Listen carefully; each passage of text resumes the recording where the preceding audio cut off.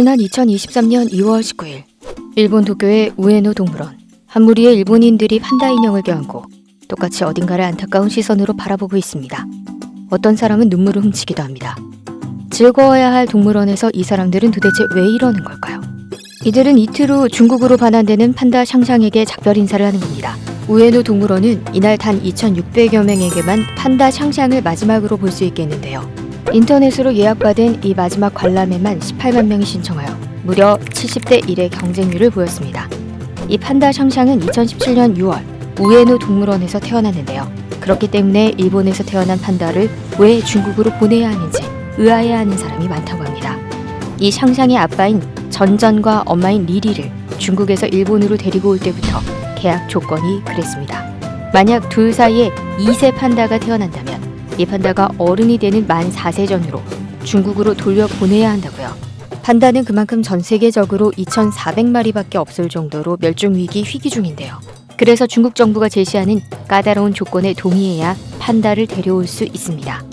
그런데 샹샹은 원래 2019년 6월 중국으로 보냈어야 했는데 많은 일본인들이 이 판다를 조금만 늦게 내게 해달라고 탄원 운동을 벌였죠. 그래서 2020년 6월로 1년 연장을 해준 겁니다. 그러다 갑자기 코로나19가 확산되며 샹샹 반환이 더 늦어졌고 2년 8개월이 지난 2023년 2월에야 중국으로 돌아간 거죠. 일본에서 태어나 6년 가까이 지낸 샹샹은 많은 일본인들의 귀여움을 독차지했는데요. 샹샹이 워낙 인기가 높다 보니 샹샹을 모티브로 한 브랜드들도 엄청 많았습니다. 갓 태어난 샹샹의 모습을 이렇게 인형으로 만들어 판매하는가 하면 샹샹 모습이 새겨진 마스크도 인기를 끌었죠. 이렇게 샹샹이 주 모델인 샤브레 과자까지 나오는가 하면 이 친구는 아예 샹샹 옷과 가방으로 도배를 했네요. 우리의 귀염둥이 판다 푸바오도 오는 4월이면 중국으로 떠나야 합니다. 푸바오라는 이름은 복을 주는 보물이라는 뜻인데요. 원래 푸바오의 아빠인 러바오이고 엄마는 아이바오로 둘 다 2016년 3월 한국에 왔습니다. 그리고 4년 4개월 만인 2020년 7월 딸 푸바오를 한국에서 낳았죠. 그러니까 푸바오는 2024년 6월 만 4살이 되죠. 아까 일본 샹샹을 소개하면서 중국이 다른 나라에 빌려준 판다가 새끼를 낳으면 짝짓기가 가능해지는 만 4살 정도의 중국으로 반환해야 한다고 했잖아요. 푸바오도 애당초 아빠와 엄마를 한국에 데려올 때 이 조건이 있었고 그렇기 때문에 4월이면 푸바오는 중국으로 반환되는 겁니다. 푸바오는 떠나지만 동생들인 루이바오와 후이바오는 4살이 될 때까지 한국에 계속 남아 있습니다. 여기서 재밌는 것은 지금의 푸바오를 탄생시킨 주체가 바로 에버랜드라는 점인데요. 삼성이 운영하는 에버랜드는 중국 정부가 한국에 푸바오의 아빠와 엄마를 기증한 계약의 주체이기도 합니다. 2016년 3월 푸바오의 아빠와 엄마가 한국에 오기 전 에버랜드는 용인 에버랜드 안에 대규모 판다 보금자리를 짓기도 했습니다. 에버랜드는 자이언트 판다인 푸바오 가족들 외에 또 다른 판다 종인 레서 판다도 키우고 있는데요. 애니메이션 쿵푸 팬더에서 주인공 푸의 사부로 출연한 시푸가 바로 이 레서 판다입니다. 그렇다면 중국은 왜 이렇게 까다로운 새끼 반환 조건까지 내걸며 판다를 전 세계에 보내려 하는 걸까요? 사실상 판다가 중국 외교의 마스코트, 중국 외교에서 양국 우호를 보여주는 일종의 브랜드처럼 작동하는 겁니다.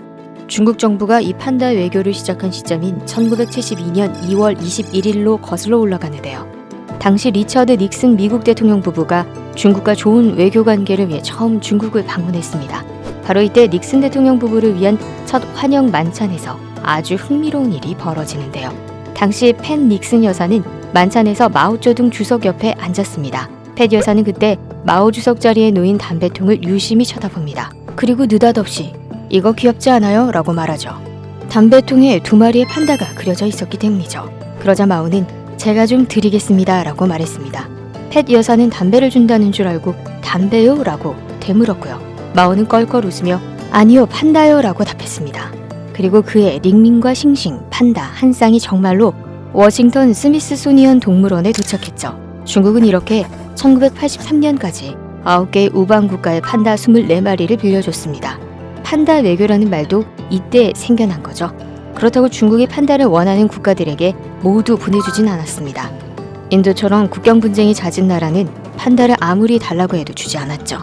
현재 전 세계 18개국 22개 동물원에서 판다가 사육되고 있는데요. 최근에는 미국과 호주, 영국 등 주요 국가들이 속속 중국을 견제하며 판다도 중국으로 돌려보내 사육 국가는 갈수록 줄고 있습니다. 그렇다고 중국이 판다를 공짜로 빌려주는 것도 아닙니다. 현재 판다를 보유한 각국의 동물원들은 중국 정부에 연간 100만 달러를 판다 보호기금으로 내고 있는데요. 해외에서 판다 새끼가 태어나면 추가로 중국 측에 50만 달러를 더 내야 합니다. 두 번째 새끼가 태어나면 또다시 30만 달러를 내야 하고요. 판다는 사육비가 가장 비싼 동물로도 유명한데요. 코끼리 사육비의 5배가 든다는 이야기가 있습니다. 판다는 원래 육식 동물이었는데요. 약 420만 년 전부터 지구 환경에 급격한 변화가 생기며 판다는 단백질의 맛을 느끼지 못하게 바뀌었습니다. 바로 이때부터 판다는 살아남기 위해 대나무 잎을 먹기 시작했다고 합니다. 그러나 원래 판다는 섬유질을 소화하는 기능이 발달하지 않아 판다가 먹은 대나무 잎 중 17%만 소화할 수 있다고 하네요. 판다는 그래서 대나무 잎을 더 많이 먹어야 합니다. 다 자란 판다는 하루 14시간, 약 30kg의 대나무 잎을 먹는다고 하네요. 판다는 깨어있는 동안에는 먹고 나머지 시간엔 잠을 자며 에너지 소모를 최소화해야 하는데요. 판다가 겨울잠을 자지 않는 것도 평상시 에너지를 비축해 놓을 수 없기 때문입니다. 에버랜드는 매주 1에서 2회 경남 하동에서 자란 대나무만 당일 배송으로 싣고 온다고 하는데요. 이렇게 대나무 잎을 조달하는 데만 1년에 1억 원을 쓴다고 합니다. 이렇게 키우는데 엄청난 돈이 드는 판다는 몸값을 제대로 할까요? 간사이대 미야모토 가스히로 교수에 따르면 샹샹이 우에노 동물원에서 살았던 2017년부터 2020년까지 3년 6개월간 일본 경제에 미친 효과가 539억엔, 한화 4,800억 원에 달한다고 합니다. 이는 동물원 입장료와 인근 식당 매출, 기념품 판매까지 합친 금액이라고 하네요. 영국 에든버러 동물원의 경우 2011년 중국에서 들여온 판다 덕분에 2년 동안 방문객 수가 400만 명 증가했다고 하고요. 중국으로 반환된 푸바오는 과연 어디에서 살까요? 중국에는 다양한 판다 연구 기지가 있는데요. 가장 오래된 곳은 1987년 설립한 스촨성 청두의 판다 번육 연구 기지입니다.